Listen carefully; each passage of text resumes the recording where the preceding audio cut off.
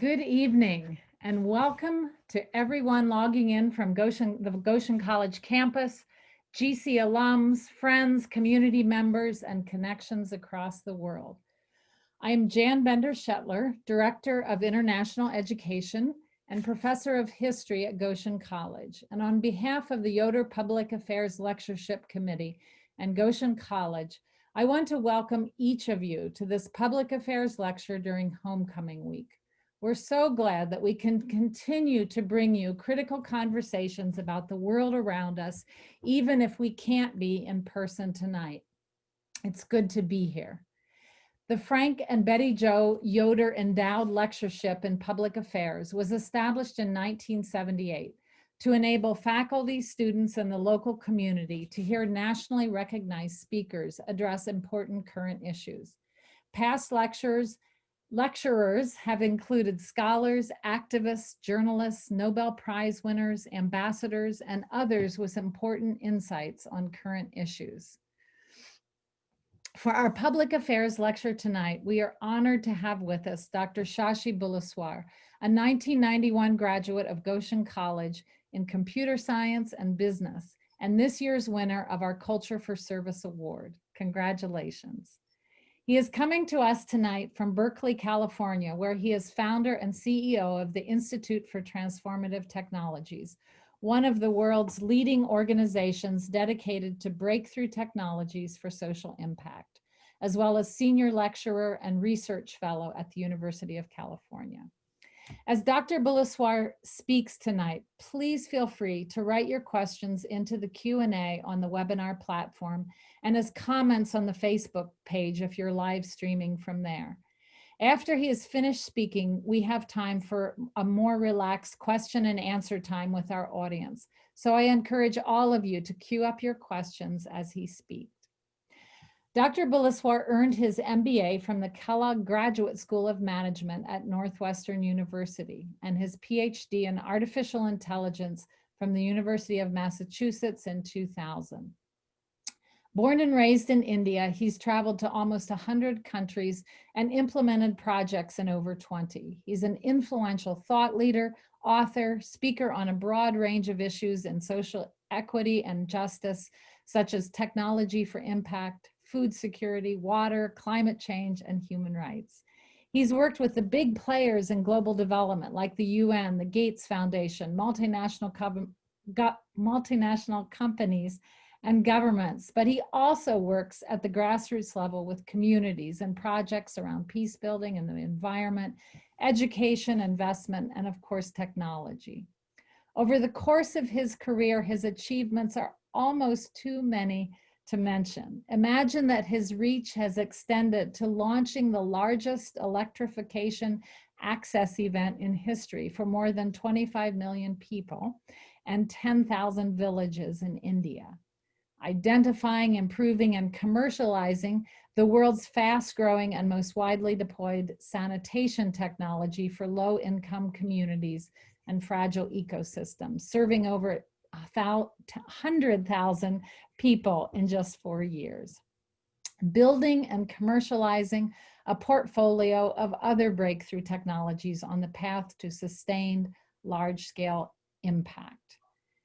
And finally, authoring the 50 Breakthroughs study, which was widely considered the most influential body of work on technology for the good as the technology backbone for the UN Sustainable Development Goals.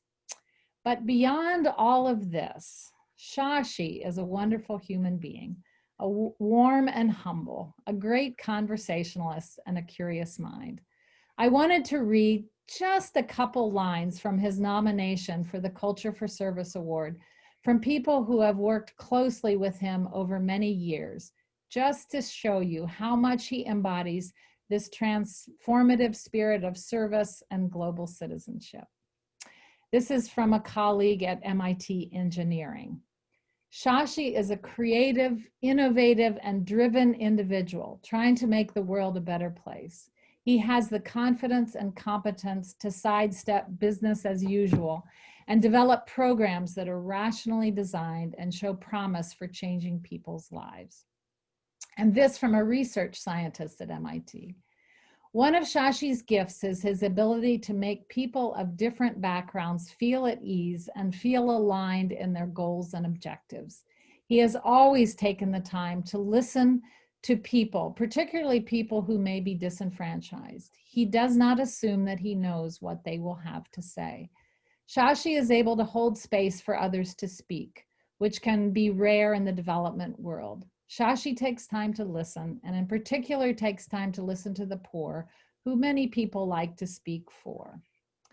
From a colleague at the Rockefeller Foundation, Shashi is guided by his ultimate goal of impact for the poor and vulnerable, and recognizes his critical role as a broker of partnerships to reach that end.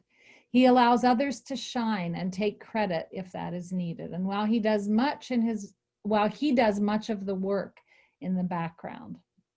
And finally, from one of his close colleagues at the Institute for Transformative Technologies. Unlike anyone I have ever met, Shashi has an incredible commitment to making every moment of his life one of purpose and learning. Shashi has been very intentional about building and coaching a team across borders with local talent, recognizing that solutions must be homegrown, culturally, socially, and policy appropriate and sustainable within a particular geography or market. My colleagues and I have often marveled at how Shashi has been able to convince us that these bold ambitions are within our reach to achieve. And his sense of urgency is not only infectious, but necessary to push through our inevitable skepticism. We need people like Shashi in the world who are driven by an incredible sense of service to humanity and our environment. And those are the people who care least about being celebrated, but arguably deserve it the most. So you can see why I am so honored to have Dr. Buluswar here with us tonight, and honored that this young man who arrived from India at Goshen College so many years ago has gone on to do such amazing things. So please help me welcome Dr. Shashi Buluswar for his presentation tonight, entitled Decolonizing Culture for Service, a New Paradigm for Impact in the Developing World. I'm excited to see how he will help us reframe our commitment to service and global citizenship in the world. And I'll turn it over to you now, Shashi. Thank you. Thank you, Jan. Looks like the bribes I paid my friends and colleagues has paid off. Hello, everyone. It's so wonderful to speak to you. It is such a profound joy and privilege to be talking to you today, even if it's remote. Before we jump into the conversation, just wanted to talk a little bit about Goshen and my experience with Goshen. You know, when I showed up in 1987, I was at best a mediocre student. Goshen gave me a very generous scholarship. And without that, honestly, not only would I not have had a quality education, but would have had no chance to pursue all these crazy ambitions I've been dreaming of. So let me start with sharing some of those memories. Give me one moment. My major at Goshen was computer science, and thanks to everything I learned from professors like Floyd Sainer and Randy Gundin, I was able to go on and pursue advanced degrees in both disciplines. But in many ways, what I learned at Goshen was so much more than just computer science and business. It's a true village, and through conversations with all my peers, courses and conversations with professors like Judith Davis, John Roth, Ruth Gundin, I must say, I learned so much more than I'd signed up for. I have honestly become a global citizen thanks so much in part to what I learned at Goshen. I cannot be grateful enough for that. Goshen is also the first time I had come across a community as a whole that was so profoundly committed to this idea of service as a core tenet of life. That is almost unique. You don't see that in too many places. And that's something I've carried with me through my life and hopefully has influenced everything I've done since then. 4 wonderful years. I played soccer, I ran cross country. Some things didn't go very well, however. Style was one of them. So All started off innocently enough, and then I fell victim to the global oversupply of hair that was such a mark of the 1980s and couldn't find a good place to put it. Eventually, I graduated and found, to my utter surprise, that I was somewhat educated. Then one of the parting gifts was this lovely yearbook. And you can see, this is the cover of the yearbook. It's got this very, very nice relief. I believe that's from Delphos, lovely ionic columns, which I remember from my art history class. And then you get to the bottom. The unexamined life is not worth living. So to be clear, up to that point, I had invested pretty much zero time and zero effort actually examining life. And my whole plan in life was to continue that way. So what do you do with this buzzkill of a parting gift? Honestly, my reaction was, oh, great, thanks, y'all. And that brings us to today's topic. Whether or not we think a life unexamined is worth living, I'm sure we can all agree that there are plenty of things in life that are worth exploring, right? and examining. And on the basis of what we learn, revisiting and changing. Now, these are extraordinarily wrenching times around the world, not just here in the US. Even before COVID, climate change, nationalism, multiple refugee crises, the Me Too movement reminding us how atrocious male behavior has been throughout history. And if there's ever been a time to take a step back and re-examine fundamental belief systems, honestly think this is it. So in that spirit, let's give a good hard look at this thing that we call service, and this thing that the belief we have about our fundamental call to service, whether or not it's religious. And then let's see what it means for our community and our college's motto, culture for service. But going back to my years in India, where I worked so hard to achieve mediocrity as a student, I come from Calcutta. It's an amazing city. It's big, it's bustling, it's busy, lots of history, lots of culture, but also lots of pollution and lots of poverty. And one of my enduring memories of those years is that we'd have regular pilgrimages of foreign tourists, pretty much all white. Sometimes they'd be missionaries, deeply ensconced in their Christian faith. Sometimes they'd be lost souls, honestly, looking for an escape from the conventions of and trappings of what they considered a consumerist Western life. And they'd often go on to visit the Taj Mahal, go do a yoga retreat or an ashram retreat or something of that sort. But one of the striking things about these groups of tourists was that they would inevitably go and tour the slums.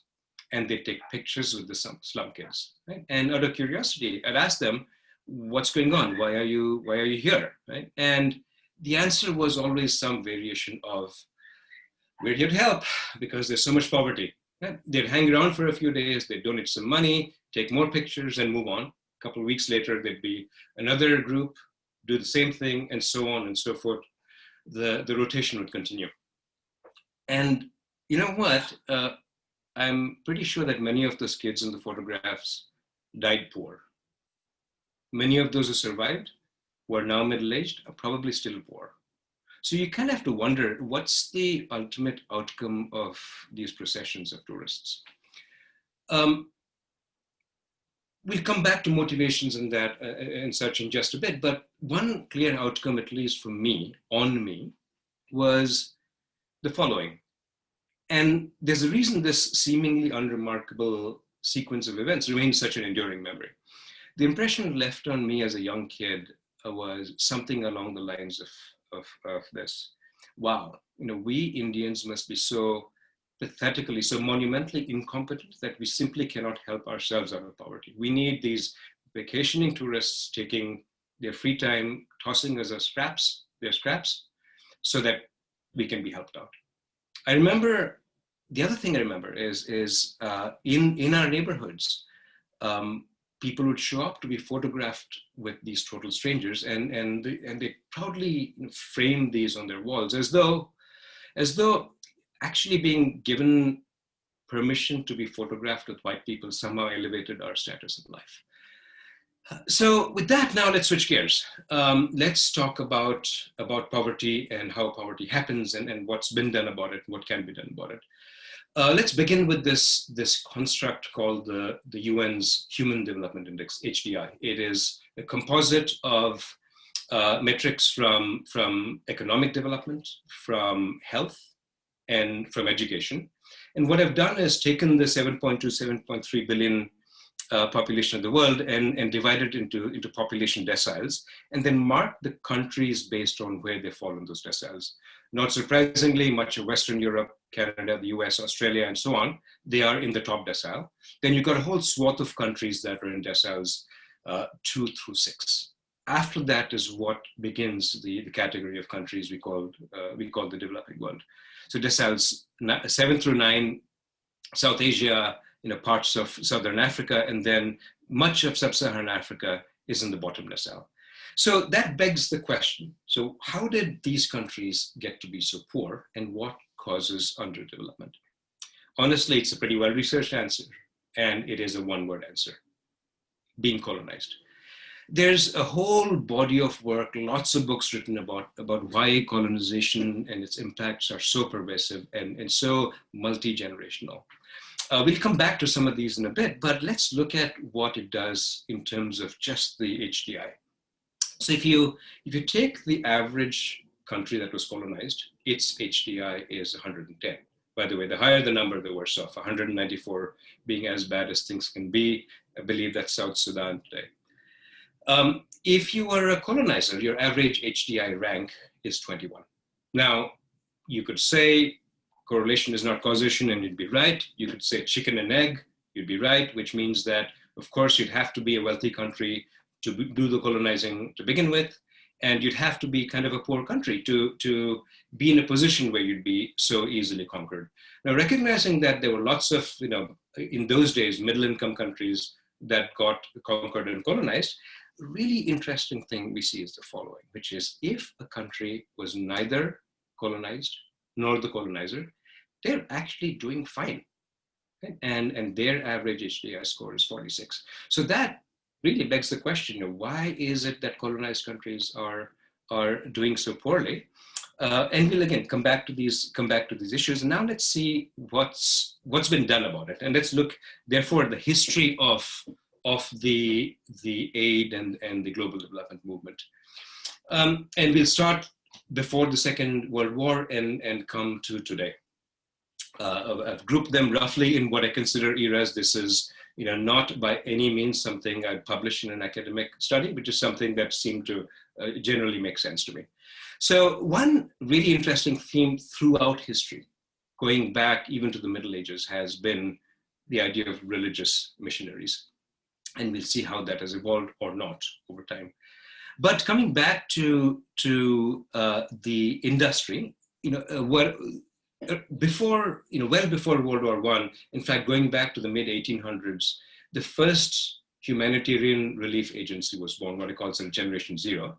That was the ICRC, and this was primarily to deal with the war wounded in Europe, and in particular, Henri Dunant, who a Swiss businessman. He was in Italy, and he saw the casualties of a particular war in Italy, and so that launched the ICRC. And again, going back to pre-World War II, around the time of World War I, we also saw what I call Generation One of humanitarian aid agencies. Among the first of those was Save the Children. Essentially, the idea there was to help children in Germany and the broader Austro-Hungarian region during the blockade related to World War I. Also, as I'm sure most of you will know, the Mennonite Central Committee was launched around 1920. If I'm not mistaken, the initial purpose was to help populations in Europe, in Ukraine, and also Russian refugees who had migrated to Paraguay and Brazil. Then we get to the post, the immediate aftermath of World War II and the couple of decades after that. Again, there was a lot of emphasis on fixing, or at least healing, the wounds of the Second World War.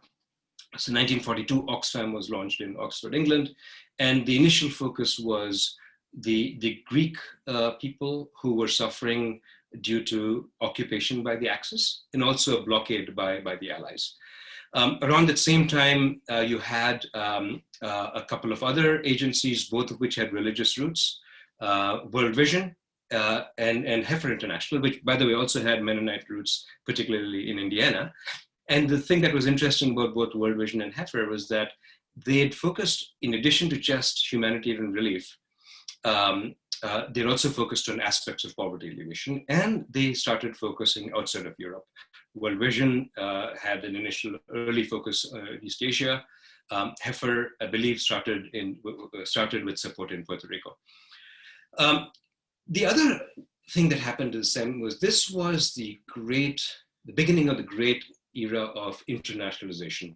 I won't say globalization yet because that has other implications, but the UN was formed. The great Bretton Woods institutions, the World Bank and IMF were formed. The Marshall Plan was launched to help Europe recover from the aftermath of the Second World War. And also, interestingly, CARE International, which actually started by being called Cooperative for Assistance and Relief to Europe. By the way, care packages come from there. Obviously, CARE has evolved since then. Then we get to the 60s, 70s, and 80s. And by the time we get to the 60s, populations, citizens of European countries were actually tired of colonization and were really, between trying to recover from the Second World War and seeing what colonization had done to colonized countries, they pushed for, and also with the UN in place, there was a big global push to decolonize. So starting in the late 50s and early 60s, there was a very rapid period of decolonization. But there was also the Cold War, which meant that the Soviet Union and the US very quickly grabbed allies, and that descended into these things that we know as proxy wars. Sometimes intensive, sometimes sort of dormant. And the other thing that happened was just enormous increase in the exploitation of oil and extractives in Africa and the Middle East and so on. So coming back to colonization, right? Scholars, historians have identified a number of things that happened during colonization, which explains its effects so much after the fact. One of the first things they did was divide and rule. And what that meant was it benefited the colonizers to get groups, whether it's ethnic, otherwise, in a country to hate each other. Right, and so a stark example of this is in Rwanda, and we saw the effects of that in the Rwandan genocide of the mid-90s. Those divide and rule hatreds do not go away. There is also fundamental dismantling of institutions, so that after independence, it is very, very, very hard to rebuild institutions, it's a multi-generational process. Often, when the colonizers left, the national boundaries were arbitrary.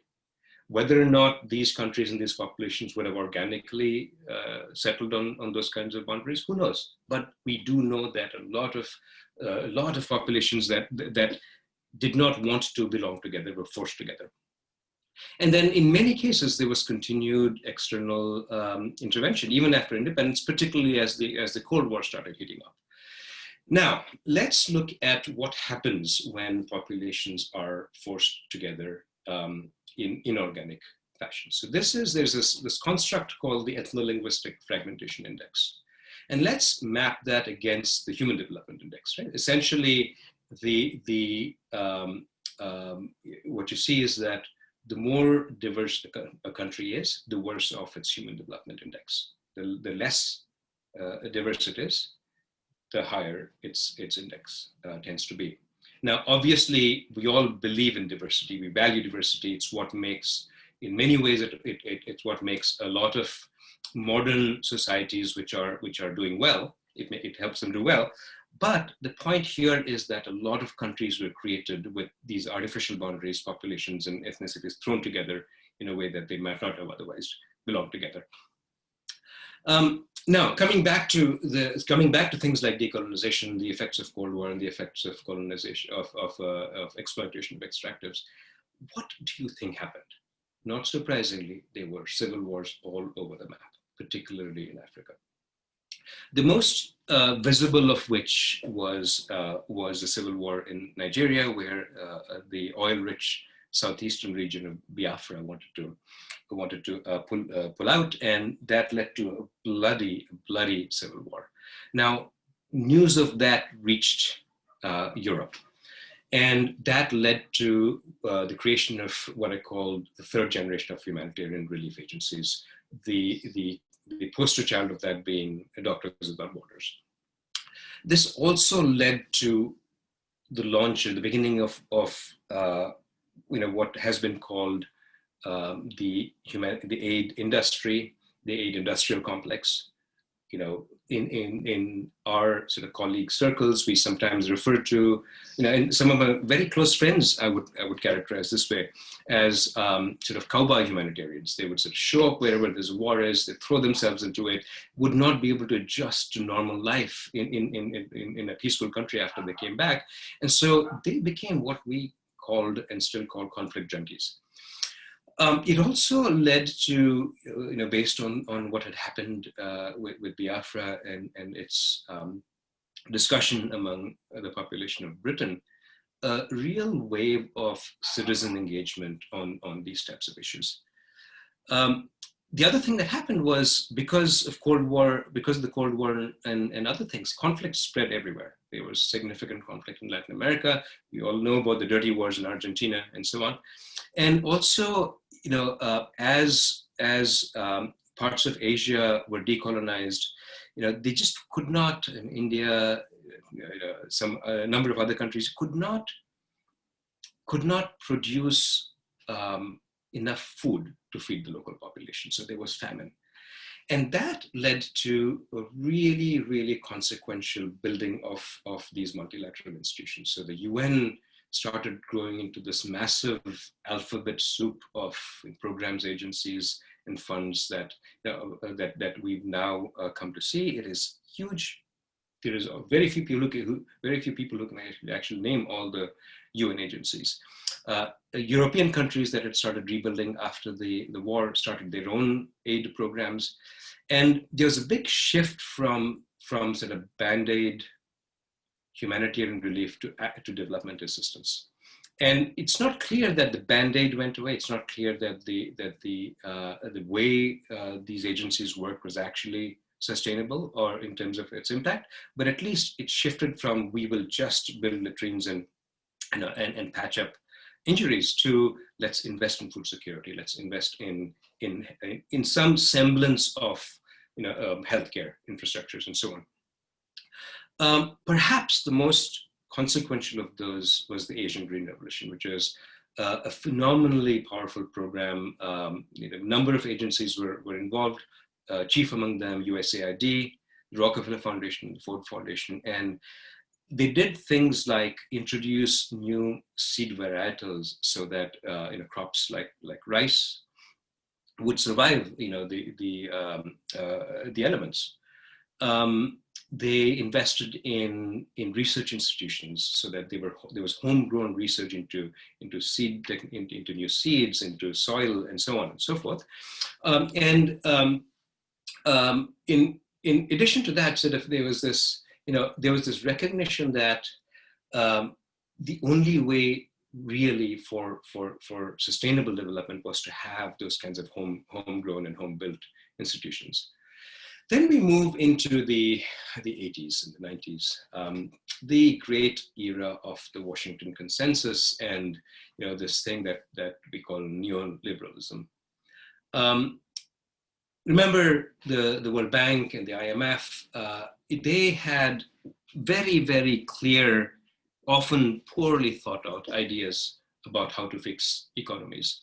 And they insisted on free market policies overnight, what they considered deregulation reforms. And all of these led to low-income countries taking on lots of debt and not being in a position to pay them back. So they got to be called HIPEX, highly indebted poor countries. We also saw a significant increase in global engagement. If you've seen the Freddie Mercury movie, you remember the great concert at Wembley. None of us will be able to erase I guess you can call it the musical phenomenon known as "We Are the World." And it was also the time when people started giving a lot of money. It's a period that can be called, so the NGOs would start showing pictures of poor starving kids with flies on their face. We'd call it poverty porn. So that whole phenomenon of these humanitarian agencies, they became what came to be called as bingos, big international NGOs. And to keep up with a lot of the issues, the multilateral institutions also started to really grow. And again, sort of the UN and UN type agencies started to significantly proliferate. Now we get to the new millennium. One of the most powerful things that happened was actually little known in the early days, the Millennium Development Goals. Right? So there's a gentleman named Mark Malloch Brown, head of the UNDP, UN Development Program. He and Mark Sussman, who is now the head of the Gates Foundation, they came up with this idea, within the next 15 years, we need to solve a bunch of these problems. Truth be told, in the early days, my sense is nobody was paying attention, but very, very quickly, it became a profoundly powerful rallying cry for the whole world to try and solve these big problems affecting low-income countries. Things like the Global Fund to combat HIV, AIDS, TB, and malaria were launched. And there was a huge debate between economists about the aid model versus a different model. Economists as well known as Jeffrey Sachs and Bill Easterly, two well-known, powerful white men, would debate. And in the midst of all that came a very influential book by Dambisa Moyo, also a former World Bank economist, but an African woman, called Dead Aid. It really challenged how the World Bank had been operating, how the aid industry had been operating. Then the other thing that happened was, you may remember Y2K, at least sort of those of us who are old enough remember Y2K and the launch of the BRICS phenomenon. Brazil, Russia, India, China, South Africa. Now later on we'll talk about sort of where the BRICS phenomenon has landed. In terms of economic development and human rights and so on and so forth. It also began the era of outsourcing, and whether it's for IT, whether it's for business processes, and this led to globalization, which in many ways took away jobs from wealthier countries, and it led to a transfer of economic power we're seeing the effects of that right now. Perhaps the most influential funder ever, the Bill and Gates Melinda Foundation, launched in the early 2000s. What was different about the Gates Foundation is because Bill Gates made money relatively quickly compared to the Fords and the Rockefellers of yesteryear, there was a certain impatience for results. And, at the same time, there was a lot of dot-com money that came out of Silicon Valley, and then that introduced this idea of let's come up with innovative solutions, right? Let's not depend on the old guard and these top-down models. A bunch of other things started to happen, which is sort of how I came to start doing what I'm doing now, which is that there's a realization that, look, these are complicated problems. You need good sort of strategic analysis and good problem-solving analysis. It's not just about feel-good solutions. And so a lot of MBA programs started teaching social impact courses. In the early 2000s, so when I graduated from Kellogg, we had just one professor focused on everything from nonprofit stuff to policy stuff to environmental stuff, right? Now, no self-respecting MBA program they would not be caught without a fairly significant program in this space. And so so to take on the MDGs, the multilaterals started growing more and more around this umbrella of the MDGs. This was also an era of regionalization, meaning that institutions like the African Union were born and started owning more control of what was happening to member states in the region. The bingos started to, they continued to grow, continued to focus on development, but they started to really struggle to keep up with this evolving paradigm. They were still largely led by white men.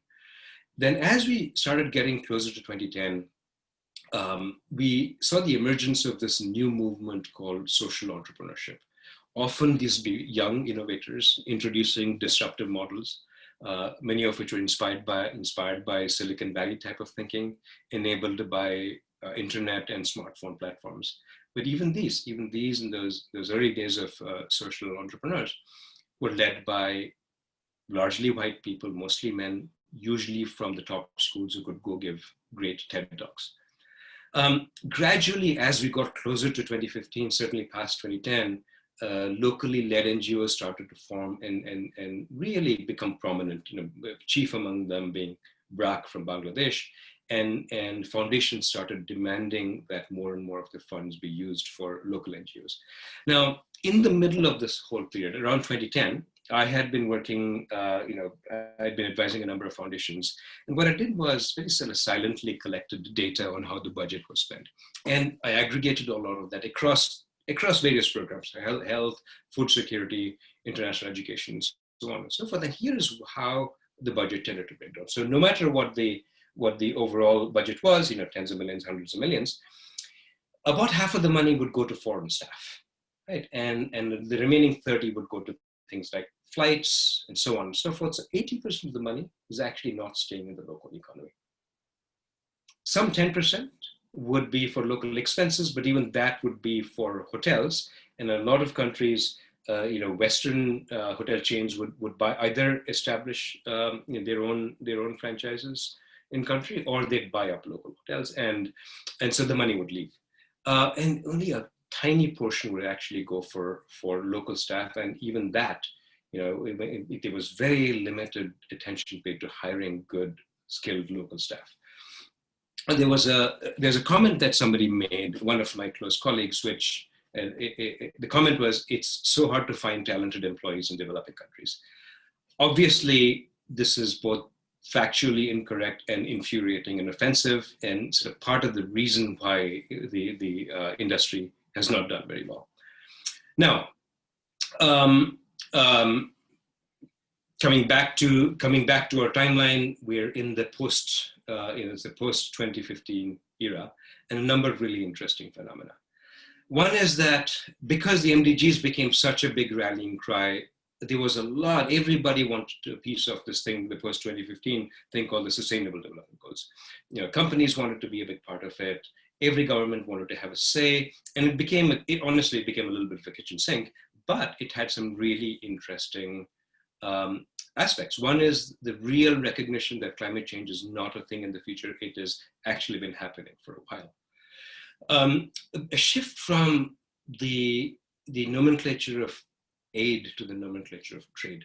Countries, people didn't want charity. They wanted an economic platform so that you could create jobs. Based on things like the launch of the telecom industry and in some parts of the world, the outsourcing industry, a lot of local, billionaires were created, millionaires and billionaires. And not surprisingly, a lot of universities started to grow and crank out talent. A lot of diaspora members also went back and started working in the countries they originally came from. And there was real appreciation for technology, particularly what we call leapfrog technology. And we'll come back to that in just a bit. And there started to be a real tension between development and human rights. There used to be, if you were to plot, sort of the protection of particularly civil and political rights versus human development, there was a pretty strong correlation. The wealthier a country got, the better its human rights were protected. But now, strangely, for a lot of complicated reasons, I don't think we have time to go into all of that today, but you're seeing a real divergence. When a country gets wealthy, it does not mean that its citizens' human rights are protected, particularly for minorities. So in this era, we're actually seeing, we may very well be witnessing sort of the end of the big international NGO era. They are really struggling to keep up. They are ridiculously expensive. They are slow to adapt. Even the multilateral institutions are starting to struggle. Honestly, every time I walk into the UN headquarters in New York, I get goosebumps because in many ways it represents the best of humanity, all of us coming together and trying to take on the world's problems. It has contributed a lot to humanity over the decades, but it is honestly a highly inefficient, bureaucratic, and bloated institution right now. And it's actually not even one institution. It is, as I said, it's an alphabet soup of programs and funds and agencies, most of which could honestly go away. In many ways, if the UN has to reform to save itself, and therefore to save humankind. Social entrepreneurs continue to expand. There are now many, many more social entrepreneurs who are local, who are women, who are actually having phenomenal impact, but you'd never see them on a TED stage. The other really powerful thing that's been happening is the emergence of local private companies. And I'll talk about our particular operating and business model in a few minutes. And I actually believe that this is the biggest lever for long-term sustainable impact in these countries. And the big question now, coming back to that first bar, is what is the role of religious mission work in all of this? Well, before I'm not going to opine on it, I will simply share data. And I'm hoping that what I'm about to say won't lead to my becoming persona non grata on the Goshen campus, but I'll say it anyway. Also, those of you who know me know that I've pissed off enough religious people over the years, and I am as far from religious as one can get. And I pissed off enough religious people over the years that I have been assured that I'm going to hell in pretty much every religion. So, with that disclaimer, here is data from a combination of the World Bank and the UN. Look at the HDI deciles. Again, the first decile is the wealthiest countries. The 10th decile is the poorest countries. And what you're seeing there is the percentage of the population that considers itself very religious. In summary, the poorer a country is, the more religious it is. Put a different way, the more religious it is, the poorer it is. Now, correlation, causation, I totally get it. But the big question is this: is religion really the missing ingredient here? I want to opine. I don't have an answer. All I'm saying is that the data, the evidence raises very important questions. And there are other important questions that have been ignored by the aid and development space. The first is, it's great to show up and help and teach and build latrines and so on, right? It's just, but these are phenomenally complicated problems. Food security, building healthcare infrastructures, building the institutions you need to protect human rights. These are not just about showing up and doing feel-good work. This is hard stuff. It's not about being nice. Second is who gets to help, right? And equally important, who gets to lead.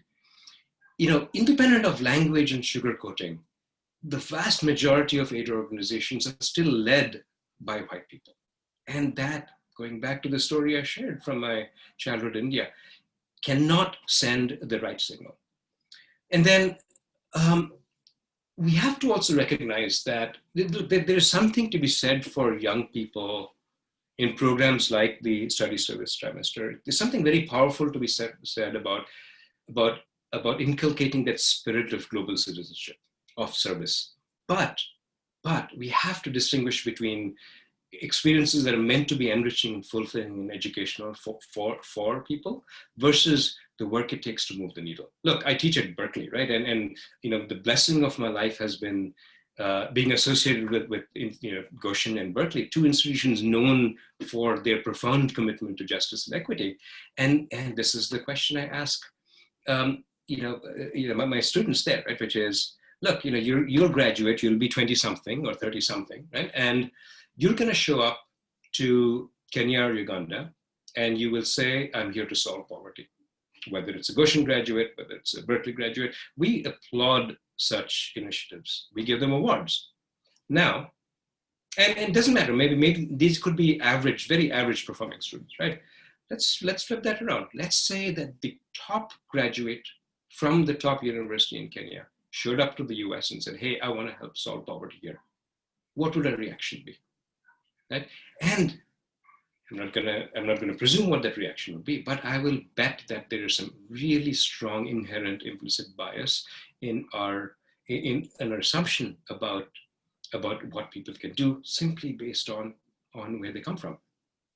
You know, as part of my teaching and my work, I have this. I won't bore you with the details, but this 8-part framework for how to evaluate impact with respect to things like, how many scale, sustainability, and so on and so forth.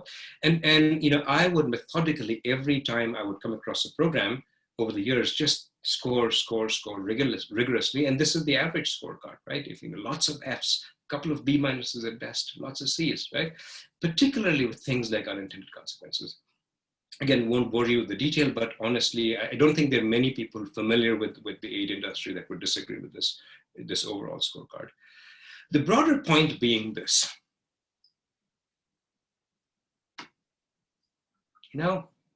Colonialism was awful.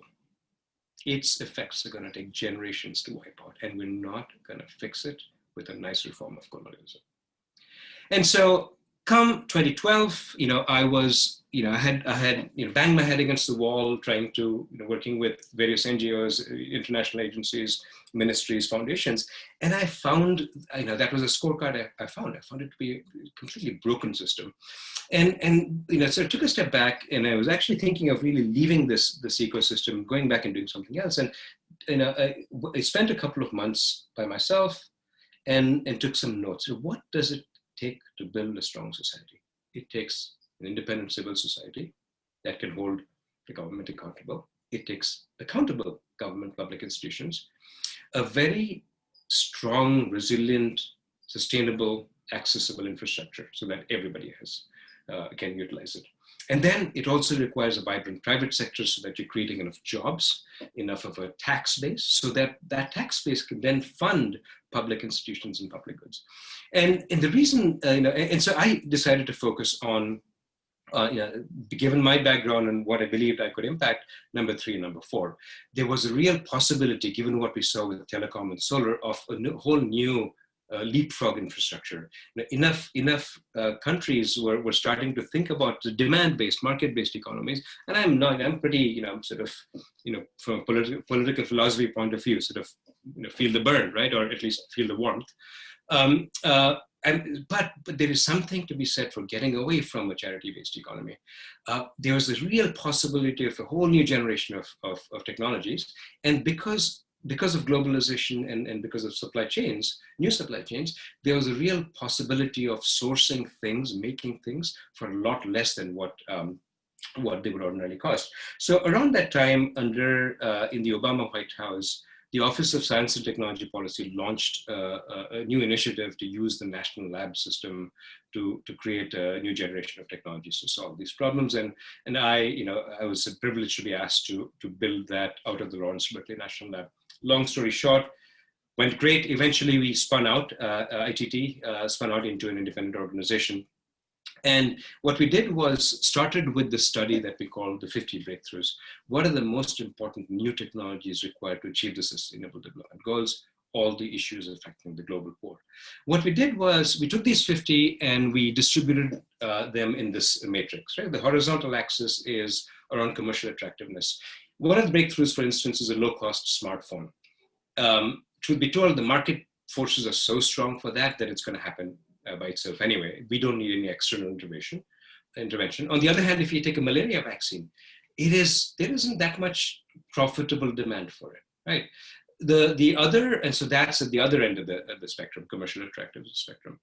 Similarly, if you look at the kind of R&D required, some of these things require really high-end engineering and R&D available to US, EU labs. And then as you go down the axis, it starts becoming more and more available to the private sector in emerging markets.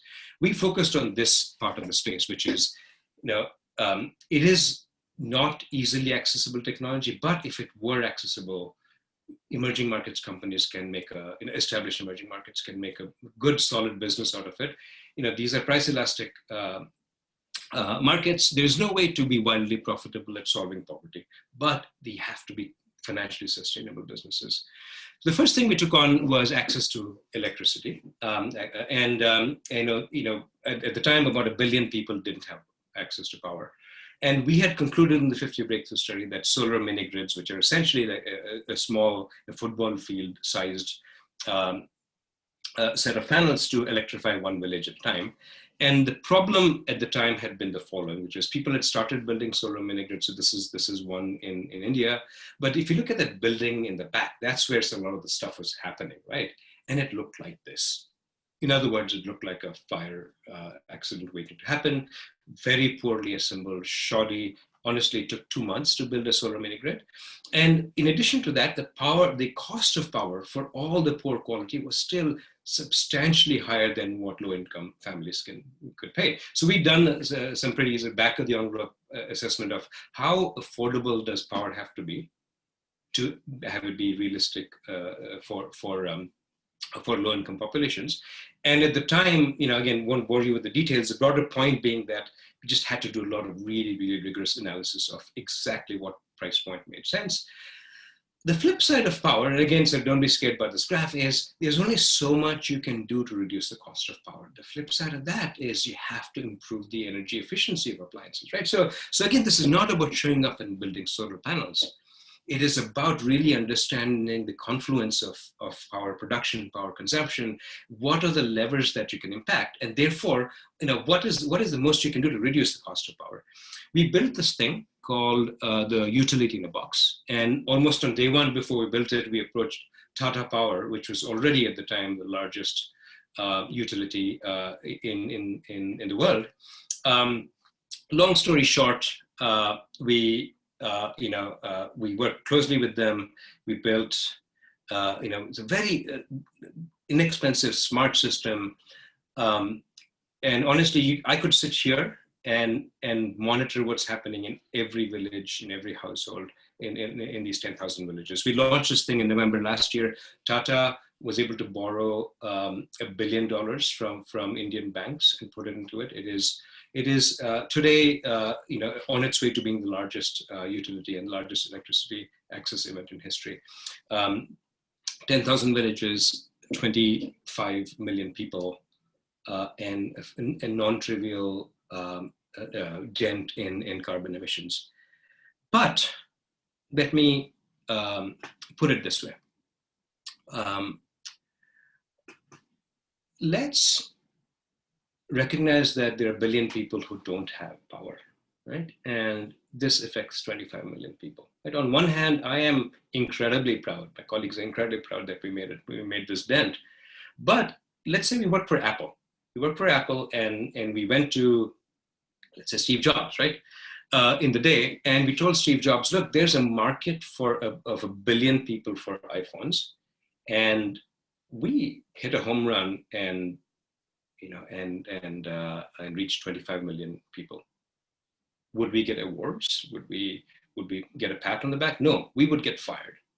Somehow in the social impact space, the bar is so low that a 2.5% market penetration, which would be unacceptable in any high performing company, we've made it acceptable in the social impact space, because honestly, it has become a feel-good thing, right? And so the biggest challenge facing us right now is, particularly now, right? We are in a very, very difficult time. Who would have thought 100 years back that Germany would be the bastion of peace and wisdom and stability? Human rights are going out the door. My own, the two countries I call home, the US and India, the human rights situation is just abysmal. We are going from being nationalists to fascists even. The world faced this confluence of events a century back, right? And it did not end well. We have to do something differently. The onus is on us, particularly if we actually claim to care about the world, if we claim to have a calling for service, particularly if we earn a living trying to do this thing. We cannot pat ourselves on the back for a rounding error. Again, I'm incredibly proud that 25 million it's unprecedented, but 2.5% is the literal definition of a rounding error. And on that uplifting note, I am very optimistic, having said all that this can happen. We learn, we grow. I am grateful that this conversation was invited, even given the topic. So let's get to work, and thank you again for putting up with me. Jan, over to you. Yes, thank you so very much, Shashi. That was wonderful and challenging, and we really enjoy being challenged. And as a history professor myself, I was gratified that you took a historical approach and, sort of approached it from that thinking about where we got to where we are today by looking historically. And actually one of the first questions I have, and I would invite people to add more questions, but some of the first questions I have is just questioning the idea that colonization is at the root of course, is at the root of underdevelopment. So one question says, okay, so if colonization is the explanation for the low HDI, why are Central and South American countries not as impoverished? And they were colonized as a result. So. Great question. So, someday, so I'm actually writing a book with all of this, and turns out a couple of things. First of all, if you look at who did the colonizing, there is a pretty big difference, right? And, the Belgians were the worst. The other thing is that there is a pretty big difference in terms of when decolonization took place. Latin America was decolonized much earlier than Africa and parts of Asia. And obviously that allows some time for development. The third thing about Latin America is that most of the wealth, kind of like in North America, most of the wealth is actually not with the indigenous populations. Right? So if you were actually to look at look at the statistics there, it would be pretty depressing, and how the indigenous, the actual colonized populations were doing. Okay, good. Another one has to do similarly about the correlation between colonization and the HDI scores, not necessarily meaning causation, and thought that you didn't quite, could you elaborate a bit more on how you go from looking at that correlation to causation? Look, again, I'll be the first one to say correlation is not causation, right? It raises questions, and look, there's no counterfactual that we can't do a randomized control trial on this, right? What we do know is that colonized countries, again, if you read books like King Leopold's Ghost, right, you see what happened, right? And it is, where there was this butchering of populations, right? There was this mass change of economic bases, right? Recovering from that is not an easy proposition, particularly if again you take out whatever institutions they may have been organically, right?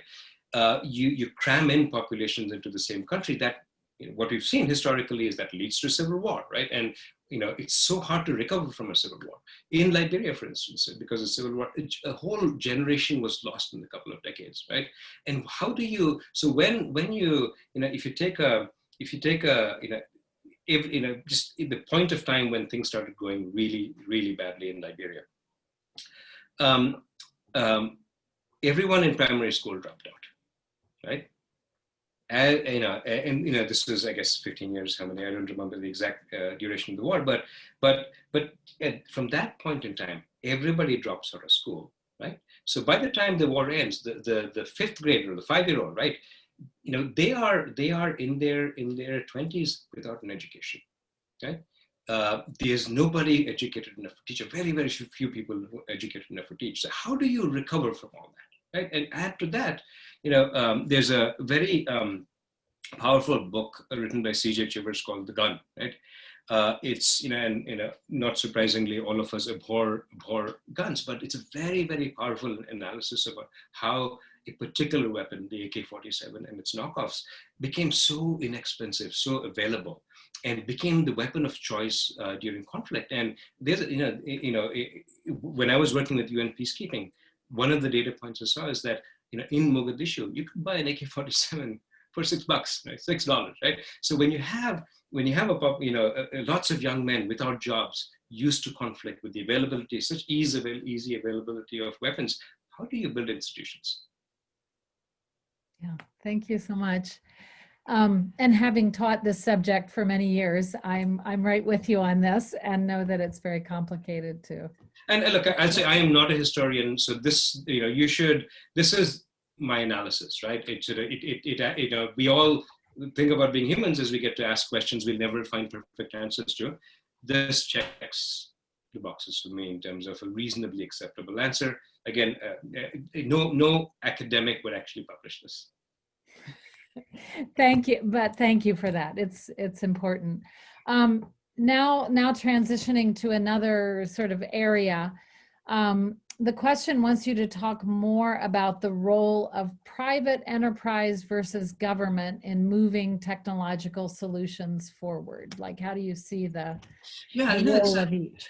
Yeah, the way I tend to think about this is that at the end of the day, public goods will only be universally accessible if it's done by the government, right? And so, nothing more powerful than a well-functioning public system, for whether it's healthcare, whether it's education, and so on. The question is, how do you get there, right? To have enough tax dollars to have a functioning government, well-functioning government, you need the private sector. And and sort of where do you jumpstart, right? And if the private sector, so in so many countries, the private sector, they really started with the telecom industry, right? And then sort of from there, it sort of dropped down into financial services and so on and so forth, right? And what that's led to is the ability to introduce new innovative solutions using things like technology in spaces like education. And so personally, as much as I love to see the idea of government owning public goods, I'm not opposed at all to the idea of the private companies and entrepreneurs introducing these innovative and disruptive solutions. At some point, you won't scale without the government support. And there's also a big difference between reaching scale and sort of universal access, right? So even in the Tata Power thing we did, right? If there are 500 million people in India who don't have power, or 300 million, 25 million is not a big number, right? So we can get to 25 million with a private solution, but to get to a universal solution, you absolutely need the government behind it. Okay, and I have a follow-up question, I think, and exactly what you're saying, which isn't the problem with development the fact that there is no profit in it? That if there was profit in doing some of those kind of solutions, people would have done it before. Absolutely, you are spot on. If there was money to be made in solving poverty, there wouldn't be poverty. However, I do think we've been approaching it the wrong way, right? Which is in a disturbingly incorrect way, which is that, let's say you have a chunk of money, philanthropic money. How do you spend it? If you look at the U.S. economy and look at the smartphone, right? It came to be because the U.S. government invested in things like the internet, right? And so much of telecom stuff, smartphone stuff, internet stuff only came to be because the government subsidized through government programs, whether be it for defense or otherwise, right? This huge platform that the private sector then built on. That kind of investment doesn't exist in low-income countries because the governments aren't in a position, right? So now, if you have a chunk of money that from foundations, how do you best spend it? Option A, you pay an NGO to sort of just keep doing what they do for as long as they can, right? Another way to spend it is to use it to de-risk the sustainable business. Take the solar mini grids, right? The reason it became possible in India is that through its own coffers and through loans from the World Bank and so on, the Indian government's able to, the Indian banks, with the support of the government, are able to give reasonable loans to companies. And truth be told, even there, when we did the math, it was $1 billion, but we were somehow $50 million short of making it financially sustainable, right? And this is not wildly profitable, but just profitable enough so that it passes muster. And that's where the Rockefeller Foundation came and said, look, we'll put in that $50 million of de-risking. So I do think that the philanthropy can play a huge role. And it is less about being profitable, soup to nuts, much more about how do you take a limited amount of money so that the downstream business is financially sustainable and ideally just a little profitable enough to make it attractive to entrepreneurial people. Mm-hmm. Okay. Do you have some other examples of sort of where entrepreneurship and profitability and outside, like some donor money, can kind of all work together? Maybe even a government in there that can work together. Absolutely, right? Absolutely. And let me actually, I droned on for too long. I was going to show you more slides, but let's skip it. So when COVID hit, now in March, we got calls from a number of institutions saying, hey, can you guys build a low-cost ventilator? Because that was all the rage, right? The answer was, obviously we can, but from our work in healthcare, it was very clear that this was an oxygen problem, not a mechanical sort of ventilation problem, right? And so what we did was let me actually, give me 1 second, I'll sort of, so we built this thing called the COVID waterfall, right? Stages of progression. And what we noticed was that even with the early data, the survival rate with mechanical ventilators was very low. So we actually said, look, as you go through the stages of COVID, there have to be, once somebody needs breathing assistance, there have to be multiple sub-stages. Some stages just need oxygen. Some stages need, by the time you get to mechanical ventilation, it's a tiny portion of the patients, right? And in low-income countries, particularly in sub-Saharan Africa, we realized that there really isn't a whole lot of oxygen, right? There's ordinarily, given how weak the healthcare infrastructure is, there's only barely 10% of the oxygen needed, and COVID fundamentally exacerbates that. And so, long story short, we just launched a franchise called the Oxygen Hub that builds out an oxygen production and delivery infrastructure. And this too is only possible because the first X $1 million are grants, right? So, those grants pay for the capital infrastructure, right? But on an operating basis, these businesses are going to be financially sustainable. Yeah, wonderful. I'm glad we got to see some of that. Thank you. So I don't see any other ones. So I think that allows me to ask my questions. And of course, as the Director of International Education at Goshen College and our SST program, I think what we have been trying to work at is this decolonizing, but it is hard when you're sending young people around the world, and how are you sending them and what are you sending them to do? I hope that we are sending them to learn and to form relationships that will inspire them to go on to do other things. But what, like you've been honest. So tell us, what should our study abroad program do? What should it be like, or is it better not to do things like that? Is it more harmful than it is helpful? No, not at all, right? The thing that is absolutely invaluable about Goshen is cranking out global citizens, right? But things change, and we have to. I don't have great answers, but there is this phrase that I absolutely love. It's called, not my phrase, leading from behind, right?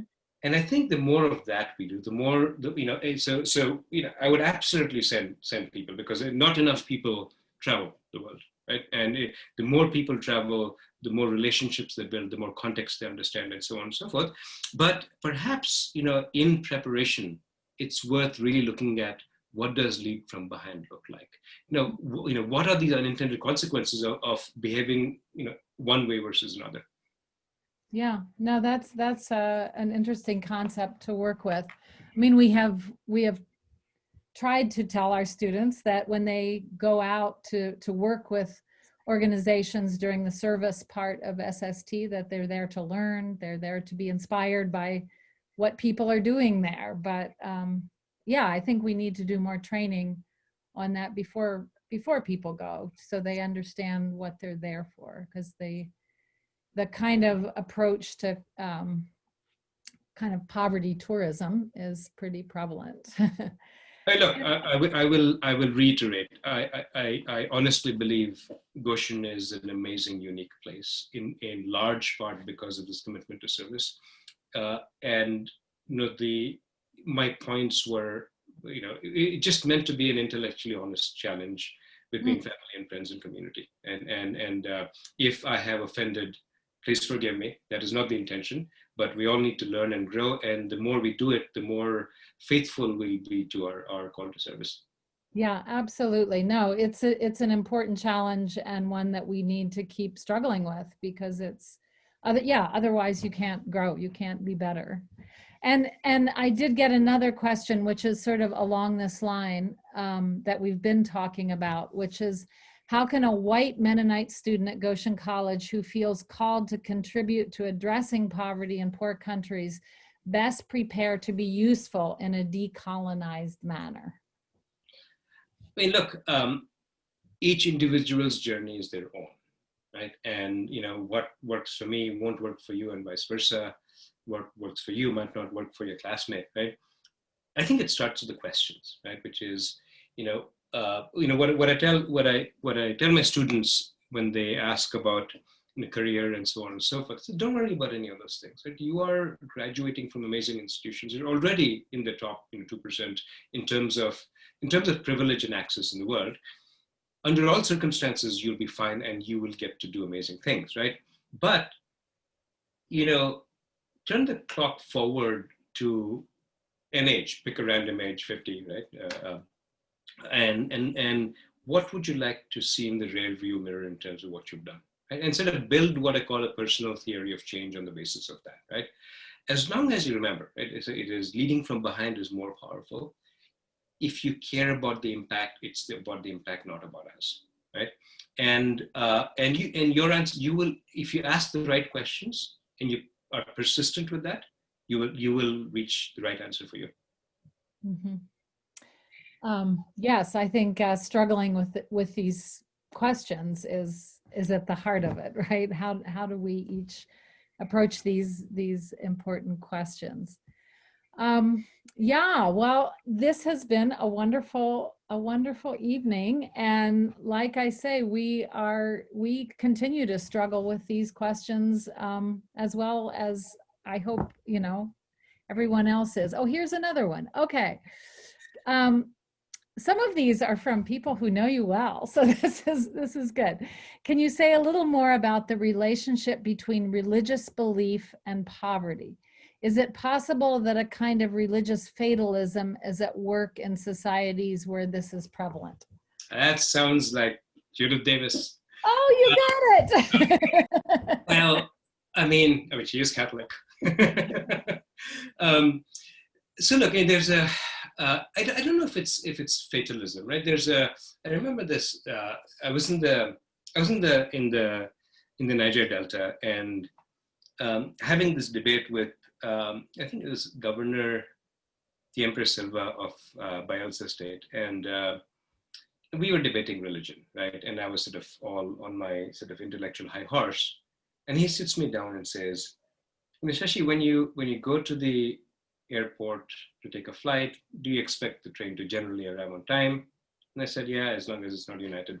Anyway, when you pick up your landline phone, do you expect it to, do you expect it to work? So yes. When you flip the switch, do you expect the lights to go on? I said, yes, right? Remember that I come from a context where you go to the bus stop not knowing whether the bus will show up or when it will show up. You flip the switch without knowing whether the lights will come on. And when you're facing with that, faith gives me courage. Faith gives me hope. So I think it's less fatalism, much more that, you know, it's sort of, you just need a stronger, God, I don't want to say crutch, but I will, right? I can see my invitations to the Goshen campus being gradually retracted. And then, yeah, I mean, yeah, it's, I think it's more looking for hope than being fatalistic. I see Dan Lichty on the screen. Oh, I don't know. Maybe Dan is that. Well, anyway, yes, I'm not sure. So when you say that religion is about hope, that would seem to be a positive characteristic. And look, it's different for different people, right? It's different for different people. From myself, right? Being as arrogant as I am, I find that, and again, I mentioned this earlier, we humans have both the blessing and the curse of asking questions we'll never be able to answer, right? And to me, again, this is the reason I'm going to go to hell in every religion, right? Religion is an answer. It's not an answer that has evolved, as we have learned more and more over the centuries, right? So, one must ask, should religion and should beliefs not evolve, right? So for some it's hope, for some it is the easiest available answer. Okay. Well, we're getting more questions in here. I thought we were wrapping up, but it's lovely that people keep asking. Okay, there's one more on religion and then there's one on a different topic. So why don't I do the one on religion? Yep. It would be helpful to disaggregate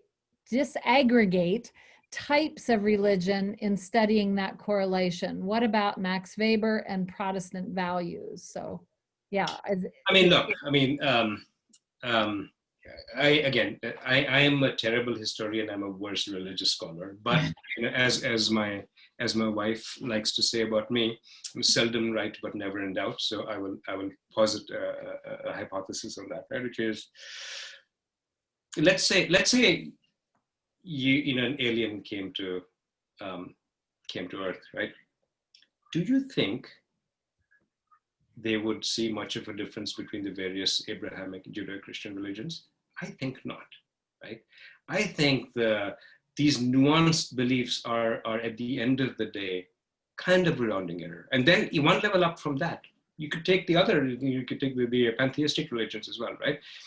If you had not heard of the concept of religion, I think that you would look at most of humankind's religions and I believe actually kind of mistake them for each other. Of course, look, it is not surprising that the vast majority of people who consider themselves religious actually adhere to the religion they were born into. I don't know what that means. It obviously means that there's something to be said for what we learn over the course of a lifetime, right? But yeah, I mean, I don't know enough to understand, or certainly I don't know enough to really parse out the differences between the various Protestant denominations versus Catholicism and so on and so forth. But my abstract answer is that, at the end of the day, it is a set of answers that are not that different from one another. Thank you. So one of the questions that just came in a different direction is, can Shashi speak to the impact of corruption as a limiting factor in his theory of development? I mean, yeah, absolutely. I mean, it's, again, remember that one of the things that's needed for a healthy society is strong public institutions. And the thing with these various factors is that it's a vicious cycle, right? You cannot defeat corruption without institutions, right? And you cannot have strong institutions without corruption. So it is a limiting factor. I will say, however, that there is corruption and there's corruption, right? I think that in wealthier countries, US for instance, there is still plenty of corruption. It's just more supple, right? Campaign finance, right? I won't say anymore, but you know exactly what I mean, right? And there's this thing called the World Bank's Doing Business indicator, and it tracks stuff of that sort. And not surprisingly, as you say, um, you know, corruption gets in the way of stuff, right? And we just have to fight it. But there's these things don't happen in isolation. The solutions are interdependent and holistic, right? And therefore, we kind of have to come with sort of system level answers, which are incredibly difficult. Yeah, thank you. There is a question, or it's not actually a question, it's a request, and asking for that quote again about not replacing colonialism with a kinder form of colonialism. And I think it's a nice place to start wrapping up, to kind of bring it back together to like, yeah, and maybe if you give that quote again, and sort of how do we move forward in doing that? Well, I kind of made that up on the fly, but I will be happy to read it again. It is, I made a list of 10 things I might regret saying today. That was on that list, but let me repeat it since you asked. We cannot fix the pervasive effects of colonialism with a kinder, gentler, more benign form of colonialism. There you go. Yes. So that was speaking to at least someone in the audience that wanted to hear it again. And I think it's something that we all should be thinking about is, how do we go about dismantling colonization rather than making new forms of it? And how do we do that in, how we do study abroad and how we do development and how we do all kinds of ways that the world is connected. So thank you so much for being with us tonight. Is there anything else you want to say tonight before we... In conclusion, right? Thank you. I mean, from the bottom of my heart, I would love to thank my professors in the Goshen community for giving me a start in life. And it is an absolutely unique, amazing place. And I look forward to being back on campus soon. Thank you. And we are incredibly proud of all you've done and for your work. And thank you so much for sharing. And I hope we can continue to have some connections here. And congratulations on your award. And thanks for being here. And I will work hard to try and earn it someday. And thanks to everyone who's listening to attending this Yoder Public Affairs presentation. There are many virtual events continuing the rest of the week, culminating on Sunday night with a beautiful music gala. So you should check the schedule, see what else is on there, and we'll just say good night from Goshen College. Be well. Good night. Good night, Shashi.